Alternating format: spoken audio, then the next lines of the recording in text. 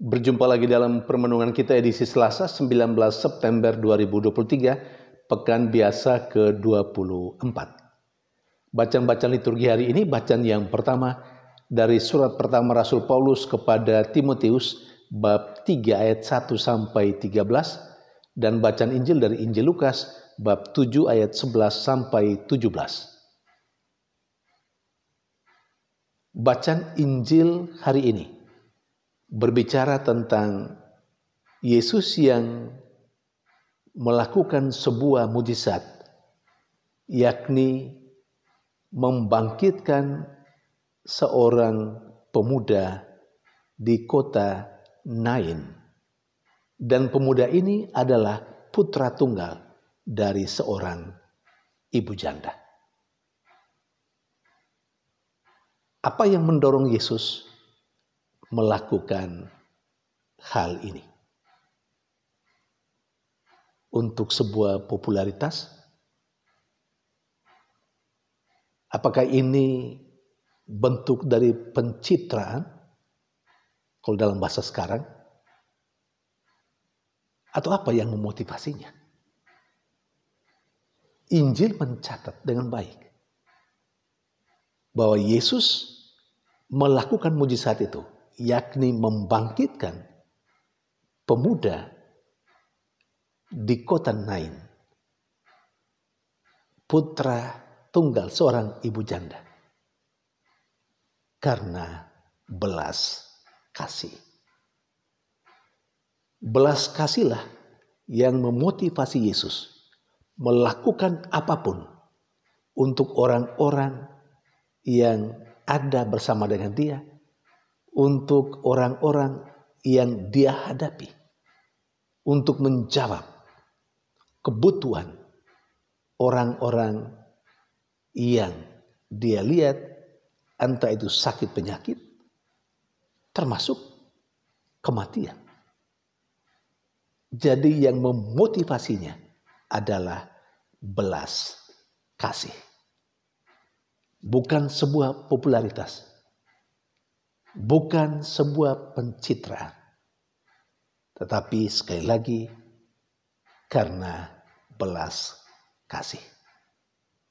Saudari dan saudara yang terkasih, hidup beriman adalah hidup yang mengikuti orang atau pribadi yang diimani.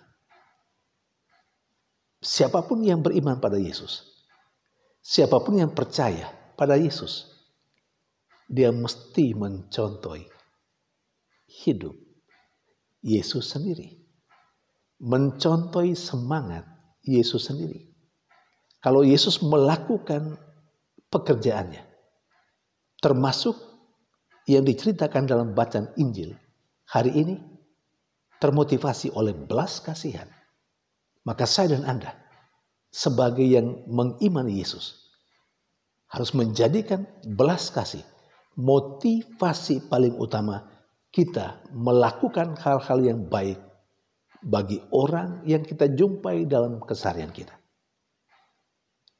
Kita tidak melakukan hal yang baik untuk orang lain karena sebuah popularitas, atau bagi pejabat publik, terutama menjelang atau memasuki tahun politik, melakukan sesuatu yang baik tidak sebagai sebuah pencitraan, tetapi dilakukan karena belas kasih.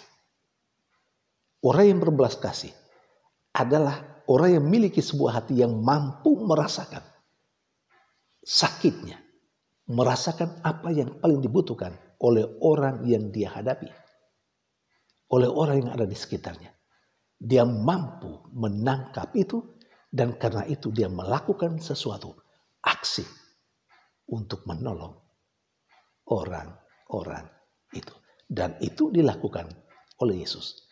Dan itu seharusnya juga dilakukan oleh saya dan Anda sebagai orang yang percaya kepada Yesus.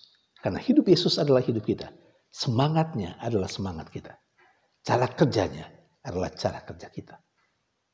Saudari dan saudara yang terkasih.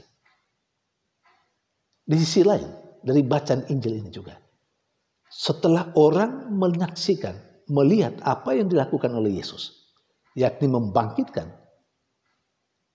putra tunggal seorang ibu janda dari kematian di kota Nain. Mereka yang menyaksikan itu memberikan apresiasi yang luar biasa kepada Yesus. Dan apresiasi itu mereka ungkapkan dengan kata-kata berikut ini. Seorang nabi besar telah muncul di tengah-tengah kita dan Allah telah mengunjungi umatnya. Kata-kata ini adalah bentuk apresiasi orang-orang yang menyaksikan peristiwa Yesus membangkitkan pemuda di kota Nain. Apa relevansinya bagi kita? Apakah kehadiran kita dengan setiap tutur kata dan perbuatan-perbuatan kita yang baik? Atau katakanlah secara umum, apakah kehadiran kita membuat orang yang ada di sekitar kita memberi apresiasi terhadap kita, terhadap kehadiran kita sebagai seorang nabi yang telah muncul, yang telah ada bersama dengan mereka? Dan lebih lagi, apakah kehadiran kita telah membuat orang merasakan kehadiran Allah dalam kehidupan mereka? Apakah ketika kita ada di antara orang-orang yang menderita dan mereka memberikan apresiasi dan mereka merasakan bahwa Allah telah mengunjungi mereka melalui kehadiran kita dengan niat baik kita untuk menolong mereka? Apakah ada apresiasi seperti ini? Atau sama sekali orang tidak merasakan kehadiran kita ada ataupun tidak ada, sama saja. Orang tidak merasakan sesuatu yang lain. Kalau demikian yang terjadi, kita belum menjadi sarana di tangan Allah yang mampu menghadirkan Allah yang mengunjungi dan melawat orang-orang yang kita jumpai. Saudari dan saudara yang terkasih, sementara dalam bacaan yang pertama hari ini, kepada kita disampaikan nasihat yang sangat baik oleh Rasul Paulus. Seperti yang tertulis dalam suratnya yang pertama kepada Timotius. Terutama yang berkenaan dengan siapapun yang mempunyai kehendak, yang mempunyai keinginan menjadi penilik jemaat dan diakon. Dengan sangat tegas dan sangat konkret, Rasul Paulus memberikan standar kriteria seorang yang bakal menjadi penilik jemaat dan diakon.